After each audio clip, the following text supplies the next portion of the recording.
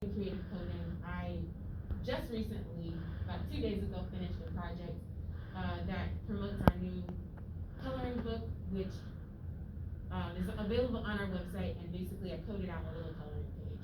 So finding different ways to be able to teach students how to interact with technology is something that I'm specializing in right now.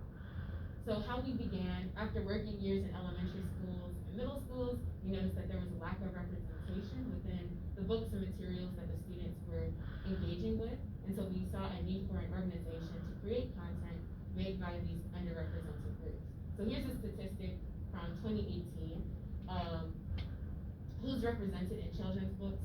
50% of the books have white children as the main character, and less than about 27% have people of color as the main character.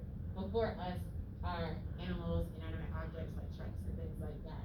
And so this just doesn't make sense. We need to have more representation so that people can see themselves reflected and believe that anything is possible.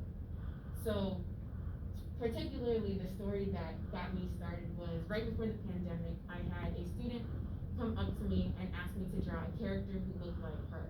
She had locks and she just had never seen herself represented in the characters that she had been exposed to. And so that brought a tear to my eye, and it made me think about when I saw myself first represented in children's books and the things that I like to interact with, because I was really passionate about books and cartoons and things like that. And when I thought back, the first time I saw myself represented was in middle school when I read a book called Roll of Thunder, Hear My Cry, and that was a pretty sad book. It wasn't something that I saw myself reflected in a positive light. And so that shouldn't be the case. Children shouldn't have to wait until they're in middle school to see themselves represented, and it should be in a positive light. So what have we done so far in terms of traction throughout our lifespan? So first is our first book, Who Has Hair Like Mine? That's our minimum viable product, our thing that got us started.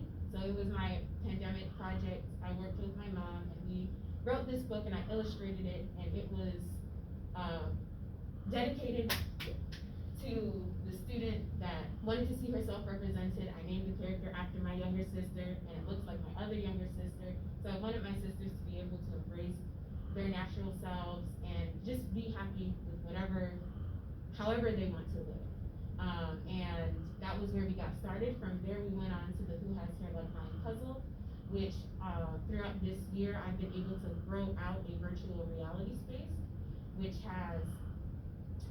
is entitled Hair World. And basically, you would scan a QR, after you finish the puzzle, you would scan a QR code, and it would allow you to walk around this virtual reality space. And it would have pictures of different people with different hairstyles. And if you didn't see yourself represented, we had a link in our Instagram where you could submit a picture and you can see yourself represented. So that leads us into the virtual reality gallery, and we've entered that into a couple things, and we've been able to present that specific project at an event here on Spelman's campus. And the last thing that I mentioned earlier is the virtual reality coloring book. It started out as a midterm for my creative coding class, and from there it started out as a drawing tool, and I thought I could use this for my book. I'm trying to make a coloring book, and so I built out a coloring sheet that you can draw on virtually. So the main things in terms of traction made this year in terms of a higher level is I've been accepted into the Blackstone Fellowship, which is the Spelman Entrepreneurship Fellowship, and I've been able to work with the Innovation Lab and other student entrepreneurs and growing my business. I've been accepted into Black Girl Ventures, which is a program where they bring in speakers, and we've been able to grow our business and talk to different leaders within entrepreneurship and different ways we can grow our business.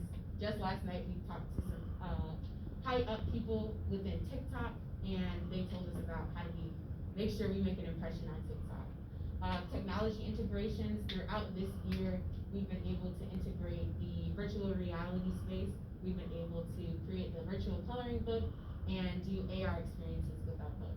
And marketing initiatives, we've been able to partner with different organizations and have some talks within other organizations to get more words out about the business. And so why culturally creative? Culturally, in terms of why people want to know and be involved with culturally creative, we have innovative technology integration and meeting children where they're at, and we also have in-house creative skills. Right now, the team is really just me. However, I have a strong community of people who are supporting me and making sure that I'm in the spaces that I need to be in to grow the skills that I see are necessary for the business. And so the future of culturally creative is augmented reality, bringing those experiences to children's books and graphic novels, author partnerships, working with other aspiring authors or already self-published authors and bringing their stories to light in a new fashion, future author workshops, so being able to support authors or aspiring authors to make sure that they are best equipped to go into the publishing space and technological integration partnerships. So thank you for listening to my presentation. Stay in touch by following